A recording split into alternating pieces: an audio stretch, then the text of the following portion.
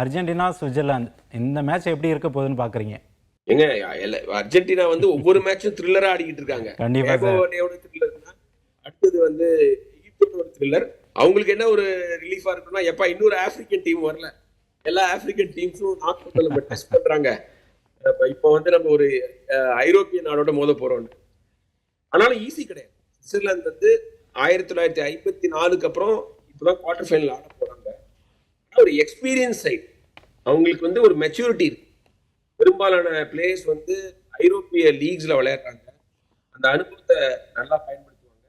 ஆனா எனக்கு என்ன வருத்தம்னா, யோவான் மன்சாமி இந்த போட்டியில் விளையாட போறது இல்ல. 21 வயசு பிளேயரு, 5 கோல் கான்ட்ரிபியூஷன் வச்சிருந்தாரு. அந்த டீமுடைய ரொம்ப ரொம்ப இம்பார்ட்டன்ட் பிளேயர்.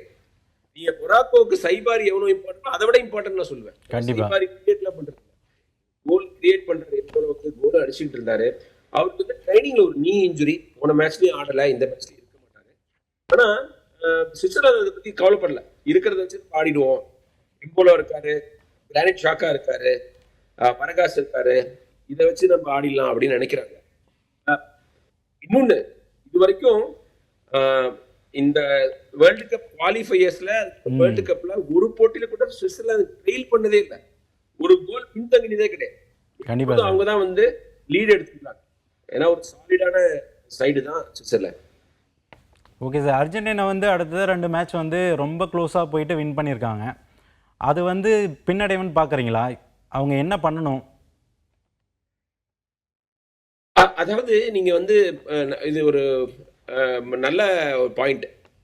மெஸ்ஸிக்கெல்லாம் வயசு ஆயிடுச்சு. ஓவராலா டீமே கொஞ்சம் ஏஜ்டு டீம். கண்டிப்பா சார். அதனால வந்து நீங்க வந்து கேபோவர்டேயோட 120 மினிட்ஸ் விளையாண்டாங்க.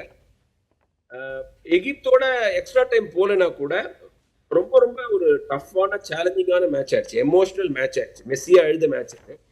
ஸோ அதனால தொடர்ந்து 3வது மேட்ச் ரொம்ப டஃப்பா இருந்ததுன்னா இந்த டீம், ஒரு ஏஜ் டீம், மேனேஜ் பண்ணுவாங்களாங்கிற ஒரு கேள்வி இருக்கு. மெஸ்ஸியே போன மேட்ச் கொஞ்சம் டயர்டா இருந்தார்.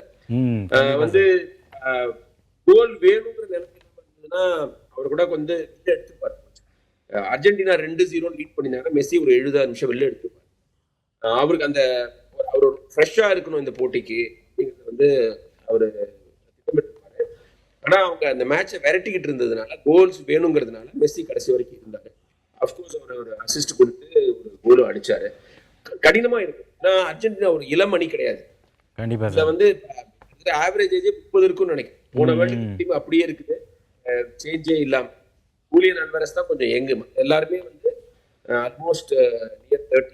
அது ஒரு டிஸ்அட்வான்டேஜ் அர்ஜென்டினாக்கு.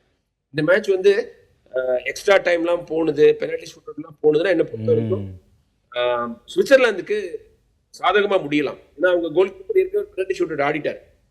அவர் வந்து இவங்க கொலம்பியாவோட ரொம்ப சிறப்பா பெர்ஃபார்ம் பண்ணாரு. அவரு ஆள் பாத்தீங்கன்னா போனோ மாதிரி தான் இருக்கு. வந்து ஷூட் அவுட்ல நல்லா பெர்ஃபார்ம் பண்ணணும். அதனால அவங்க வந்து ஓப்பன் பிளேலயே முடிச்சிடணும், அதுவும் 90 மினிட்ஸ்ல முடிக்கணும் அப்படிங்கிறது அர்ஜென்டினாவோட நோக்கம். அடுத்த செமிஃபைனல் வந்து இங்கிலாண்டோ நார்வேயோ ரொம்ப டஃப்பான பேட்டிலா இருக்கும். அதனால கொஞ்சம் நம்ம எனர்ஜி கன்சர்வ் பண்ணணும். அங்க கண்டிஷன்ஸும் கஷ்டமா இருக்கு. ரொம்ப ஹாட் ஹியூமிடா இருக்கு யூஎஸ் வென்யூஸ் எல்லாமே. இதெல்லாம் வந்து அர்ஜென்டினா கோச் லியோனல் ஸ்கலோனி மனசுல வச்சிருப்பாரு. Okay sir. சுவிட்சர்லாந்து வந்து மெஸ்ஸிக்கு அகைன்ஸ்டா என்ன பிளானோட வரணும்னு நினைக்கிறீங்க? ஏங்க நீங்க ஜீனியஸ்க்கு எதிராக என்னங்க பிளான் வைக்க முடியும்? ஏன்னா அவரு பாருங்க, போன போட்டியில மிடில் வழியா போனா வாய்ப்பு இல்ல, ஸ்பேஸ் கிடைக்கலன்னு தெரிஞ்ச உடனே வைடா போயிட்டார். வைடா போயிட்டு அங்கேருந்து ரொமேராக்கு ஒரு சான்ஸ் கிரியேட் பண்ண, கிறிஸ்டியன் ரொமேராக்கு ஒரு அசிஸ்ட் கொடுத்தாரு.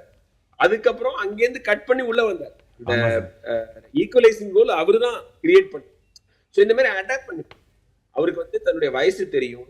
முன்ன மாதிரி வந்து நிறைய ட்ரிபிள் பண்ண முடியாது, நிறைய ஓட முடியாதுன்னு தெரியும். அதனால மைண்டை பயன்படுத்துறாரு. அதுதான் மெஸ்ஸி. மெஸ்ஸியோடைய இடது காலை பத்தி நம்ம நிறைய பேசுவோம், மெஸ்ஸியோட மூளையை பத்தி நம்ம பேசுவோம்.